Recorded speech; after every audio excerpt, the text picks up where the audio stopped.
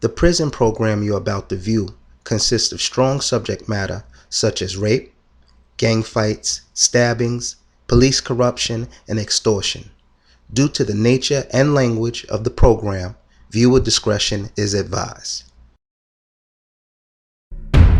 There are over 2 million inmates in American prisons, state and federal.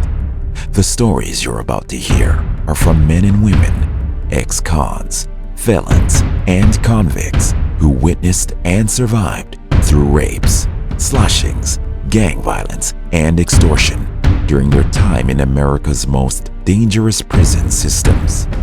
Prison X was created to give the viewer a first-person look at prison life during an inmate's most vulnerable time. These are not actors or actresses playing a part. All the stories told are 100% real. We were warned that it could be serious repercussions if these stories are released. Prison X is the evolution of Scared Straight, with stories being told from outside of prison walls.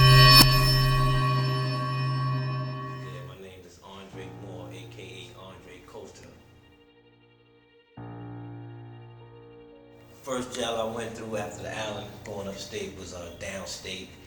From downstate, they sent me to Caxsackie, where I did most of my time at, where I seen some of the most brutal things happening to some of the people that was in there. Then from there, they sent me to Green. From Green Correctional Facility, they sent me to Marcy. From Marcy, 200-man box, they sent me to Clinton. From Clinton, I went to Adirondack, which is where I was released at in 2000. I've seen a lot. People getting stabbed, cut, sliced. I mean, wars. I mean, I had some things that happened to me while I was in there. You know, I had to do a lot to defend myself as well. But the most memorable situation that I could recall from my experience was seeing DVD, which was Death Before Dishonor against the Blood Gangs. Death Before Dishonor, boy, that was a serious situation back in 1997, where you had this cat named Mac Murder going against the Bloods and stuff, man, and you know, they really brought it to a lot of other guys, a lot of the Bloods that was in there during that time, during the early Blood Gang stages. And they had a North Yard and a Center Yard war, where the war was popped off simultaneously. And the COs couldn't control the situation. I was seeing guys come out with their face hanging. People, you know, they shirts and jackets all bloody. You know, it was like a gruesome situation, and that changed a lot of things in that facility. Then as for myself, you know, I had a couple of incidents in there where I got stabbed once 13 times, and another occasion I got stabbed about 16 times. And all of these was by people that, you know, I thought was my friends during that time. You know, when you get to jail, you got to know you don't have no friends like that, man. You just have associates, man. Everybody in there trying to survive doing the same thing. So one of my incidents, you know, I thought I was cool with this guy, and you know, he basically stabbed me in the back. We had a little words because on Rikers Island, you know, you get airtime when you porter on house game. And you know, it's time to lock in. God tell me to lock in, and I'm looking at this guy like, yo, this clown telling me to lock in, man. So I told him, man, I'll slap the shit out you, man. Who are you talking to? So the next day, the guy walked up behind me with a knife that me and him both made together for our protection, and he stabbed me for 14, 15 times, where I, you know, I had to receive like a total of 60 stitches in my face, in my hand, and in my back. You know, one of them incidents where I got stabbed was like 2 inches away from my lungs. You know, could have been a fatal situation. In Caxsackie during years of the early 90s, the SHU was considered one of the worst SHU in the state of New York. So during that time, I had a tier 3 ticket, which gave me a year in the box. So I had a situation with one of the officers. I never forget his name, Officer North. Well, he punched me in the back of my head while I was walking, and just off the reflex, I swung back on him. So they put me in the box for that. So just off of the fact that I assaulted the officer, it was game on with me then. They wanted my head on the platter. So on this particular day, they sent me to the pre-SHU housing unit, which was F3 in Caxsack.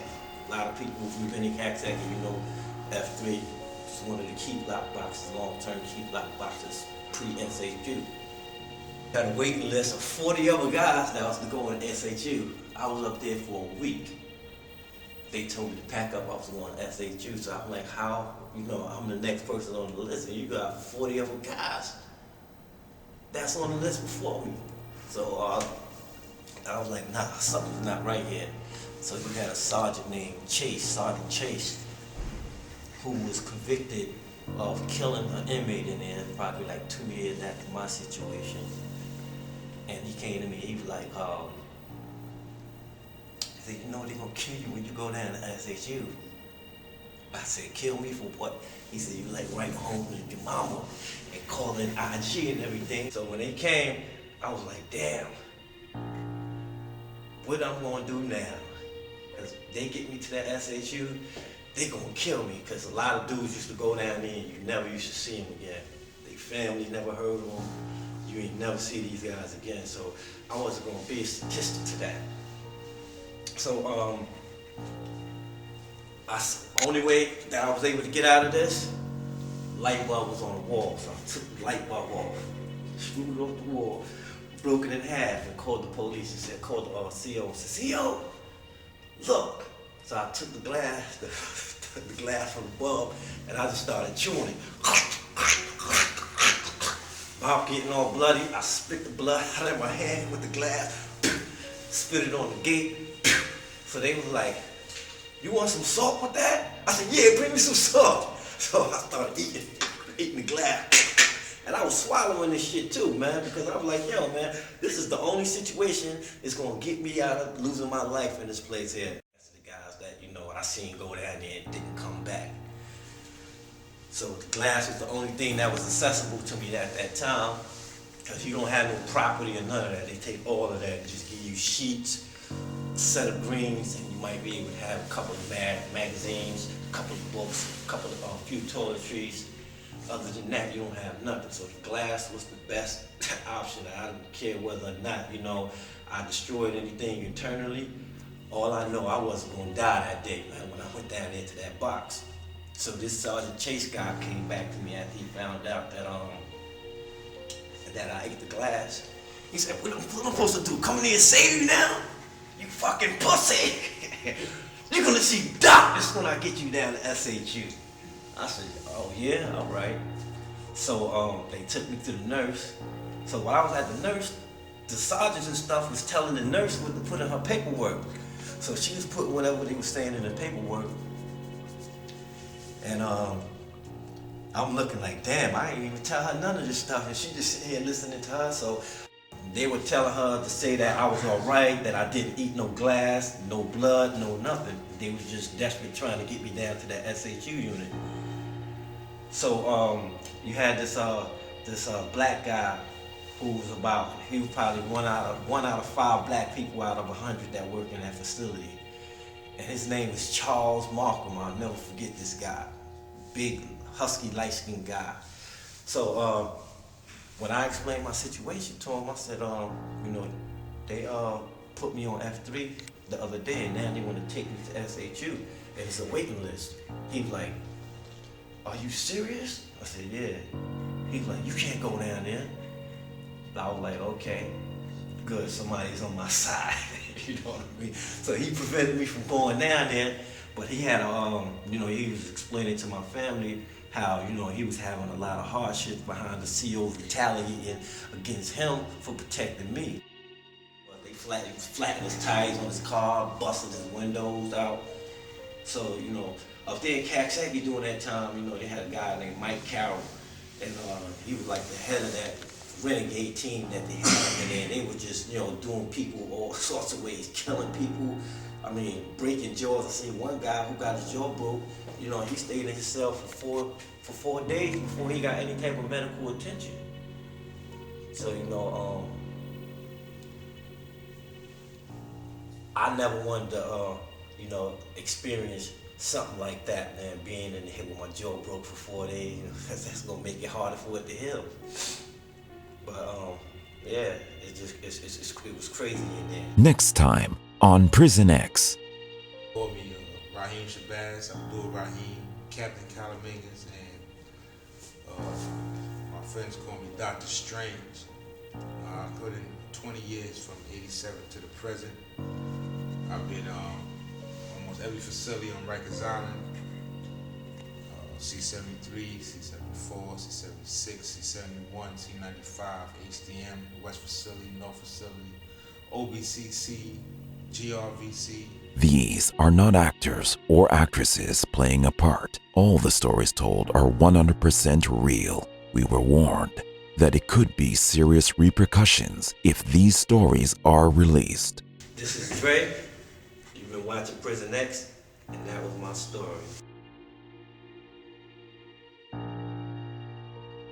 This is Prison X.